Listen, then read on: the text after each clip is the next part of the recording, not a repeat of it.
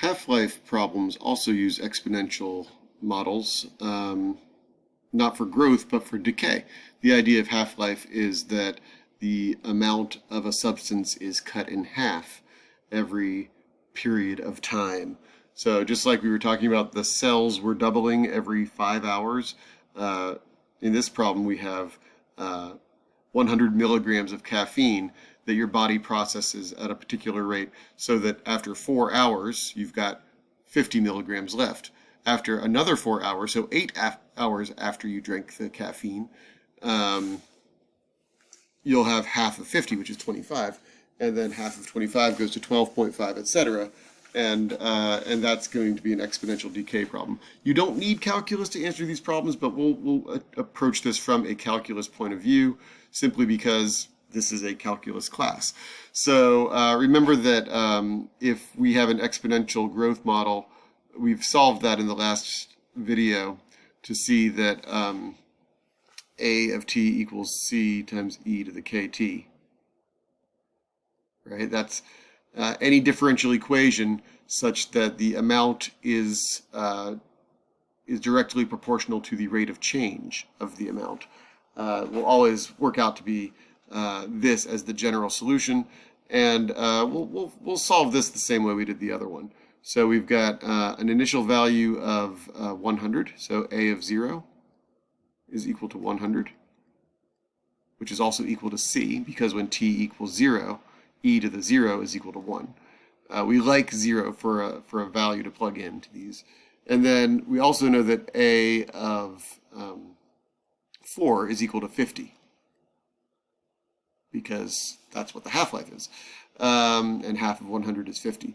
But we also know that that's equal to 100 e to the 4k. Okay? So what we'll do now is solve for k. Just a bit of algebra here. We'll divide both sides by 100. 50 over 100 is 1/2. We'll see that a lot with half-life problems. We're left with 1/2 equals e to the 4k. And we can natural log both sides. We'll get natural log of 1/2 equals 4k. And we'll divide by 4 and get 1/4. Natural log of 1/2 is equal to k.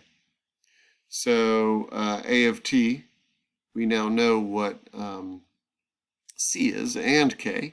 So we can have 100 times e raised to the 1/4 natural log of 1/2 times t.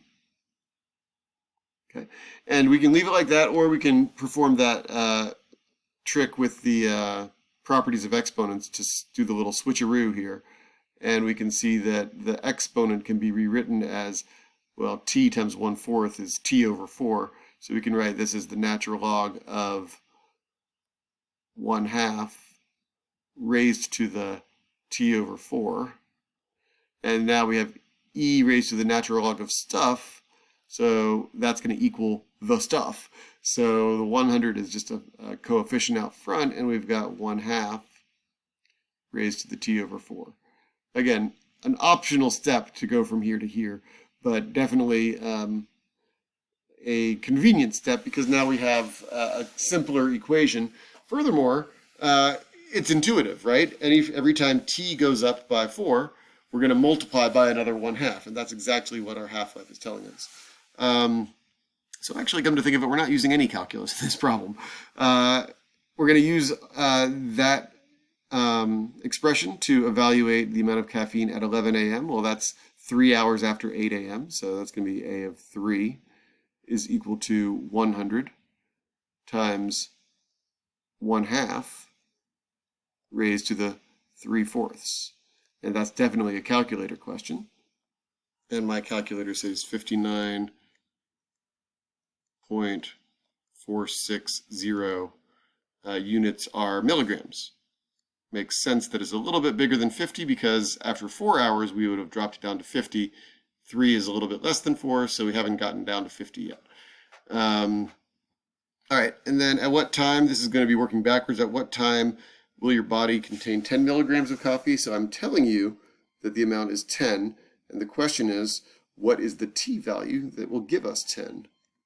So replace the a value with 10 and solve for t. So a bit of algebra here. Divide both sides by 100. So we'll get 1/10 equals 1/2 raised to the t over 4. To solve exponential equations, we're going to use logs. I could use log base 1/2. I kind of don't like that.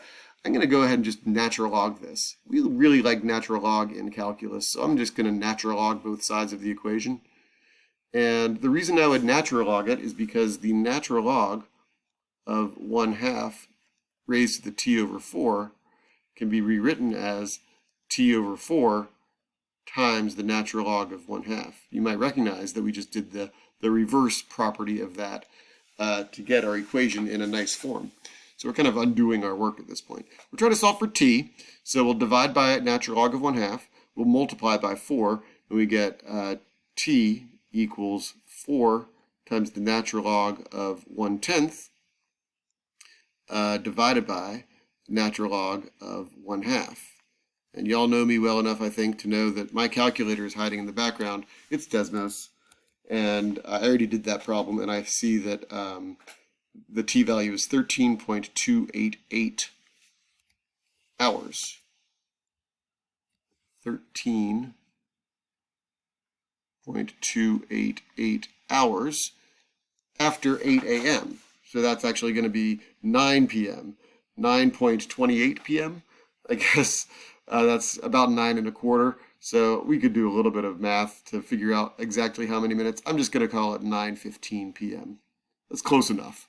A little bit past 9:15 p.m.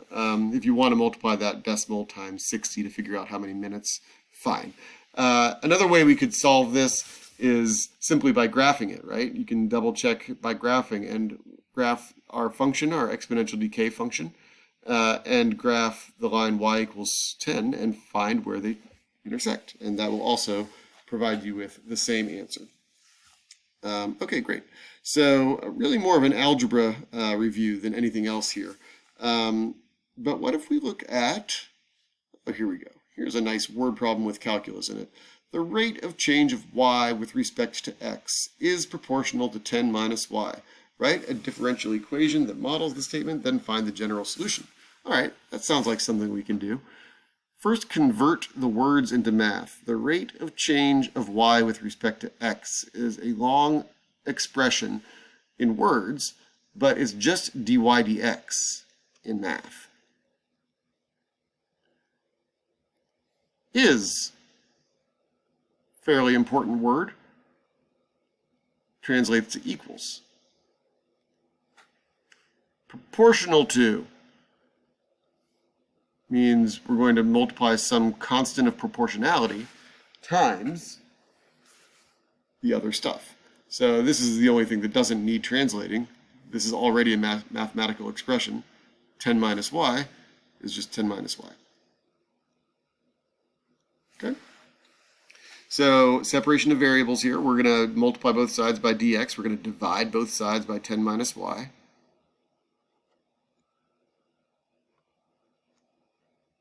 And integrate, which is great. So over here we're going to get the natural log of the absolute value of 10 minus y. And if I double check that with the with differentiation, I'll remember that the chain rule will give us a negative, so I better divide by the -1 or multiply, same thing, right? And that will save us the headache of dealing with the u substitution. Over on the other side, we're integrating with respect to x, so we get kx plus c. All right, we're going to solve for y. We don't have to, but these are the sorts of problems where we will solve for y. So divide both sides by -1. Then we get negative kx. Oh, goodness. Substandard writing pad. Kx. And then the negative gets multiplied by the c as well, but who cares whether that's plus c or minus c, because c could be negative. Exponentiate both sides, and we get 10 minus y equals e raised to the negative kx plus c. we'll use that same nifty trick to say this is c times e to the negative kx equals 10 minus y. And if we add y to both sides and subtract the ce to the negative kx, that would be a perfectly acceptable final answer. I would also accept 10 minus c over e to the kx. Either or, your choice. Okay? So that is a nice warm-up for the next problem, which I'll show in the next video, which involves Newton's law of cooling, one of my favorite applications of differential equations.